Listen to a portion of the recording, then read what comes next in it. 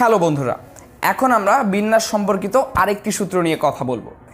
এর আগে যে আমরা সূত্র নিয়ে কথা বলেছিলাম সেখানে আমরা দেখেছিলাম যে কতগুলো ইউনিক বা কতগুলো অনন্য উপাদান নিয়ে, অর্থাৎ কতগুলো ভিন্ন ভিন্ন উপাদান থেকে কতগুলো উপাদান নিয়ে আমরা বিন্যাস করছি। অর্থাৎ সেখানে একই উপাদান একাধিকবার ছিল না, মাত্র একবার করেই ছিল। কিন্তু যদি এমন হয় যে একাধিক একই প্রকার বস্তুর উপস্থিতি থাকে, অর্থাৎ মনে করো 1 1 2 3 3 5 এগুলো নিয়ে বিন্যাস করতে যদি বলা হয়, সেক্ষেত্রে আমাদের সূত্রের রূপটা কীরকম হবে। তো খেয়াল করো, আমরা দেখতে পাচ্ছি এই সূত্রটা দিয়ে আমরা সেই ধরনের সমস্যাগুলো সমাধান করতে পারবো। এখানে বলা হচ্ছে n সংখ্যক জিনিসের মাঝে, অর্থাৎ n সংখ্যাতে বলা হচ্ছে তোমার মোট কতগুলো জিনিস রয়েছে সেটা। তো n সংখ্যক জিনিসের মাঝে যদি p সংখ্যক এক প্রকার, q সংখ্যক দ্বিতীয় প্রকার, r সংখ্যক তৃতীয় প্রকার, এভাবে করে বিভিন্ন প্রকারের জিনিস থাকে, তাহলে প্রত্যেক জিনিস একবার করে নিয়ে প্রাপ্ত বিন্যাস কীরকম হবে।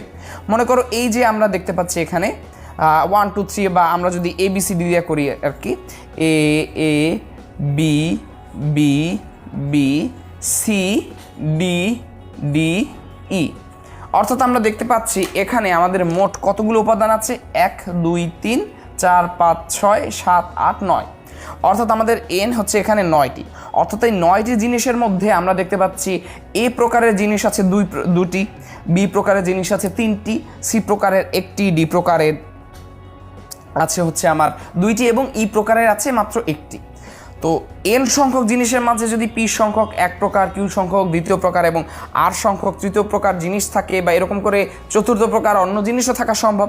সো এরকম যদি থাকে তাহলে প্রতিটি জিনিস একবার নিয়ে প্রাপ্ত বিন্যাস কীরকম হবে।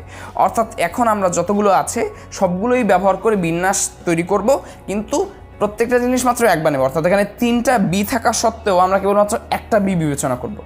এরকম যদি হয় তাহলে সেই সূত্রটা হবে n factorial divided by p factorial into q factorial into r factorial. অর্থাৎ যদি আমরা এখানে দেখি তাহলে এখানে আমরা বলতে পারি a আছে 2বার, অর্থাৎ আমরা বলতে পারি এটাকে আমরা বলতে পারি আর এ, বা একে আমরা p দ্বারা প্রকাশ করি, যেহেতু আমরা p লিখেছি এখানে p সমান সমান 2, যে a আছে 2বার, যেহেতু q সমান সমান আছে 3 এবং d সমান সমান আছে আমার 2। b এবং c এবং e যেহেতু একবার করে আছে, ওটা আলাদাভাবে উল্লেখ করার দরকার নেই। এখান থেকে, অর্থাৎ এই জিনিস থেকে আমরা যদি প্রত্যেকটা জিনিস একবার করে নিয়ে বিন্যাস তৈরি করি, তাহলে মোট বিন্যাস কত প্রকার হবে? হ্যাঁ, তাহলে মোট বিন্যাস হবে n factorial divided by p factorial into q factorial into r factorial, বা আমাদের যেহেতু n এর ভ্যালু এখানে 9, সুতরাং আমরা 9 factorial divided by 2 factorial into 3 factorial into 2 factorial আবার। অর্থাৎ অতিরিক্ত যতবার আছে সে তত ফ্যাক্টোরিয়ালগুলো দিয়ে আমরা এই টোটাল n এর ফ্যাক্টোরিয়ালটাকে ভাগ করে দিলে আমরা একাধিক একই প্রকার বস্তুর উপস্থিতি সংক্রান্ত ম্যাথগুলো সমাধান করতে পারবো। যদিও এই সূত্র নিয়ে আরও প্রশ্ন থাকে, চলো আমরা এই সূত্রের একটি গাণিতিক সমস্যা দেখে নিই। তো সেই গাণিতিক সমস্যা থেকে আমরা বোঝার চেষ্টা করব যে এই ধরনের গাণিতিক সমস্যাগুলো বা এই সূত্রটা আসলে কিভাবে ব্যবহার করতে হয়। তো চলো এই ধরনের একটা গাণিতিক সমস্যা আমরা দেখে ফেলি, তাহলে আমরা এই সূত্রটা আরও ভালো করে বুঝতে আমাদের সুবিধা হবে এবং আমরা পরবর্তীতে আরও বিভিন্ন ক্ষেত্রে ব্যবহার করতে পারবো। তো দেওয়া আছে যে প্যারালেল শব্দটির বর্ণগুলো একবার ব্যবহার করে কতগুলো বিন্যাস সম্ভব তা নির্ণয় করতে হবে। খেয়াল করো এখানে আমার কি কি রয়েছে, parallel p a r a l l e এবং তারপর আবার l। সো আমরা দেখতে পাচ্ছি এখানে 1 2 3 4 5 6 7 8, অর্থাৎ আমাদের মোট 8টি বর্ণ রয়েছে। অর্থাৎ আমরা তাহলে এখান থেকে কি লিখতে পারি, আমরা লিখতে পারি যে আমাদের এখানে n এর মান হচ্ছে 8, অর্থাৎ n সমান সমান 8। এখন বলা হয়েছে যে বর্ণগুলো একবার ব্যবহার করে কতগুলো বিন্যাস সম্ভব, অর্থাৎ সবগুলো বর্ণই নিব এবং একবার ব্যবহার করব। কিন্তু খেয়াল করো এখানে কতগুলো জিনিস কিন্তু একাধিকবার আছে, সবগুলো 8টি বর্ণই ভিন্ন ভিন্ন নয়। তার মধ্যে আমরা দেখতে পাচ্ছি p আছে একবার, আমরা দেখতে পাচ্ছি এই a আছে 2বার, আমরা দেখতে পাচ্ছি r আছে একবার, আরও দেখতে পাচ্ছি l আছে 3বার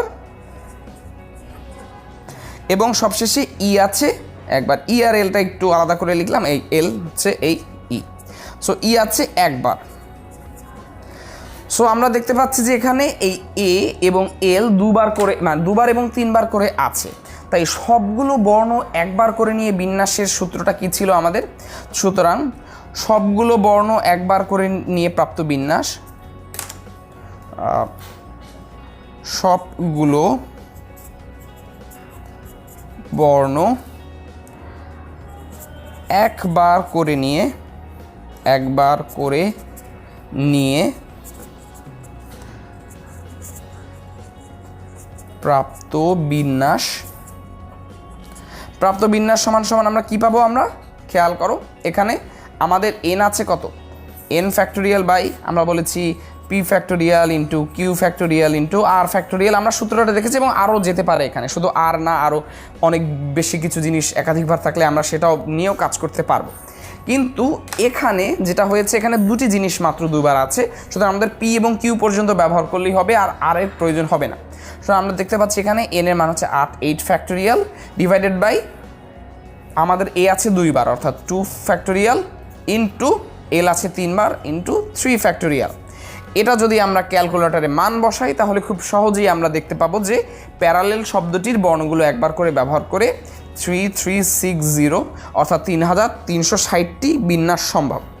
অর্থাৎ প্যারালেল শব্দটির বর্ণগুলো একবার করে আমরা নিব এবং একবার করে নিয়ে যতগুলো বিন্যাস সম্ভব তার সংখ্যা হচ্ছে 3360।